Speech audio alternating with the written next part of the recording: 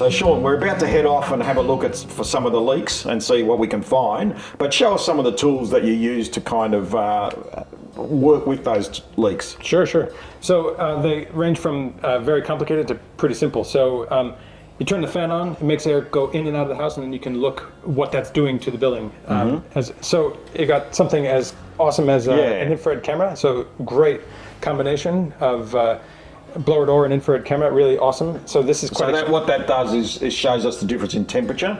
So if there's air coming from outside and it's a cold day outside, we can find those leaks by looking at the colour gradients and the difference in the temperature. Yeah. As the air comes in, it steals heat and it leaves traces that you can see with the infrared camera. So really great tool. Short of that, we have a little bit.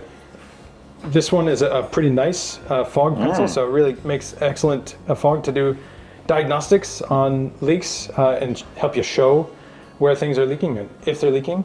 And then down to slightly more advanced or less advanced. The low-tech stuff? This is single ply toilet paper, super light and gets blown by very gentle breezes, so it's great for showing leaks. Yeah. And we can use that. And then the last one is just something as simple as a produce bag. So you put this over something you think is leaking, and if it inflates, that proves the point. So all sorts of tools you can use. So you've got the fancy stuff, but also really basic sort of tools. All we're trying to do is tell the story. And this is the sort of thing anyone can do really in their house. On a windy day, if they feel like there's a breeze coming through or there's a draft, they can go around with a plastic bag or a bit of the single ply toilet paper that nobody else is going to use, and they can use that to try and find those drafts. Yep, and if you don't have one of the cool fog generators, you can just use an incense stick. On a windy day, you can use an incense stick and you can see if the wind is blowing in and out of your window. Okay. Sean, given your experience now, you're going to the places where you normally find leakages. Yeah. This is a classic one. This is one of the first ones. Yeah, so this one is, there's a short list of things that you'd look for in every home. And one of the first ones is HVAC ductwork. So, this shows air coming from a return here. Often these aren't very well ducted. They should be fully ducted all the way back to the air handler.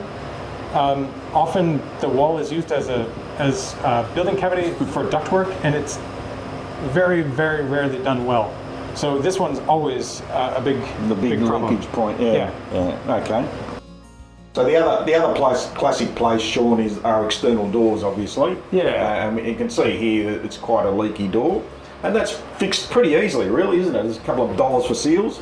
Well, good seals cost more than that, and they also they wear out over time. Every time you open and close the door, it puts a little bit of wear and tear on it. So they do need to be replaced periodically. So for existing homes, door seals can be a very easy win, but you got to get good quality ones. Right.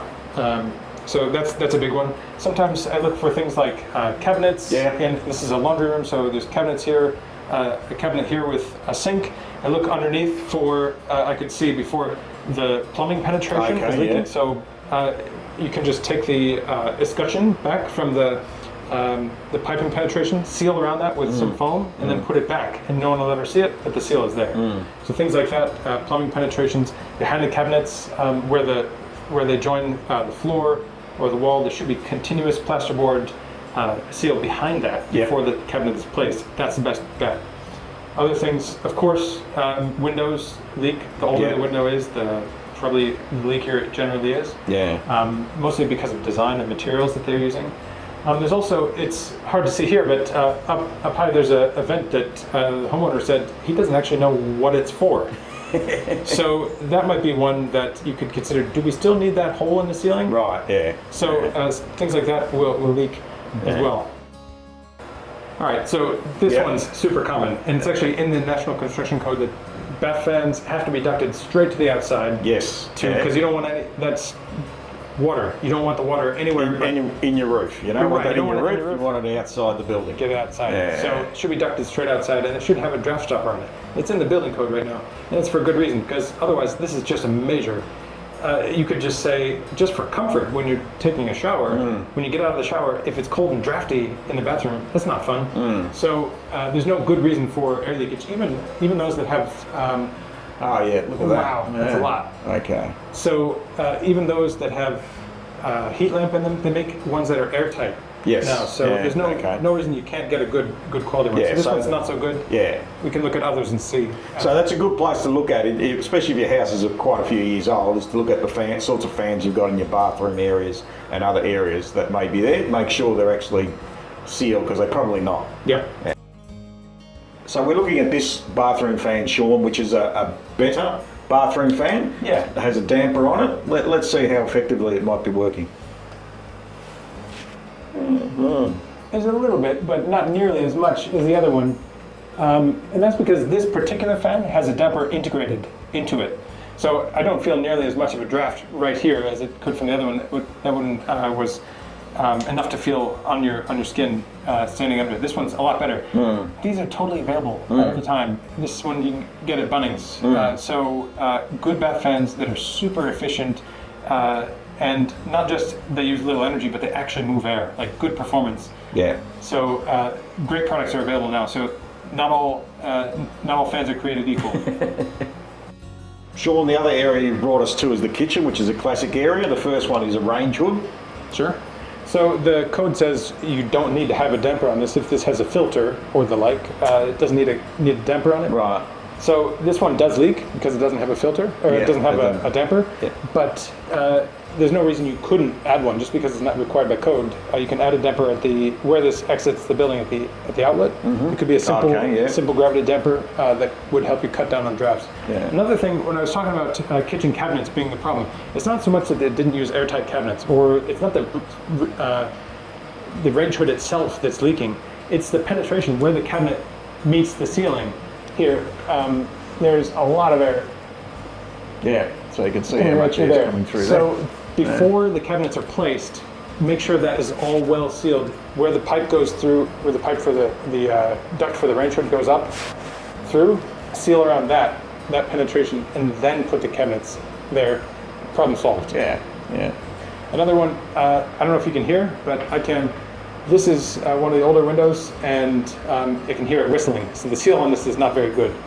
So that whistling noise is just caused by air coming in. You'll hear that during a windstorm as well. Yeah. So other things I check would be, I can feel actually air leakage from the cabinet. So that's plumbing penetrations. So before these cabinets get placed, the penetrations through the wall for the plumbing should get sealed.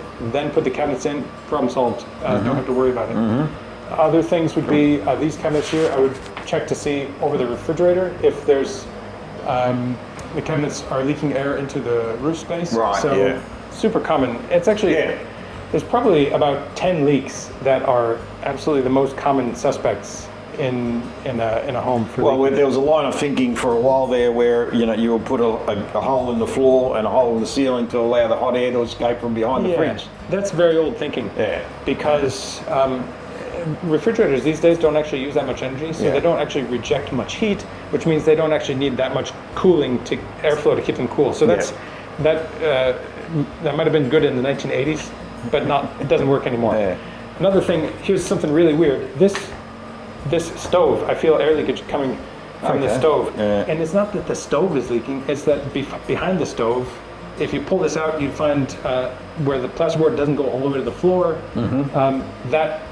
If you seal that thing, which is pretty cheap to seal, using stuff you don't need to ever look at again, once you put the stove back, it's not going to leak anymore. Right, yeah. So there's a lot of stuff you can do for new construction and existing homes. And in an existing home, that's the opportunity to do that if you're renovating or if you're changing your appliance, I guess, is to make sure that those things are done once that appliance is removed. And again, keep it simple. One concept I like to use is a box within a box. So if the cabinet is a box, if you have a complete box around with the building envelope, these boxes within the box, they won't leak. Yeah. So as long as you have that outer box sealed, you're going to do well. Yeah. So for new construction, absolutely, this is the way you should be thinking. Seal the outside box, make it weather tight, make it protect it against water ingress, and then that'll be most of the job. Seal from the outside in, you could think. Yeah. So seal the outside water-resistant barrier and seal to all the doors and windows, and at the bottom and top plate of the wall, so make the walls very airtight. The floors generally are pretty airtight because they're built out of solid materials, And the ceilings then become the last challenge. Sealing every penetration junction with the ceiling plane becomes the next challenge. But make the box as simple as possible, and then add boxes within that box. You'll be really well.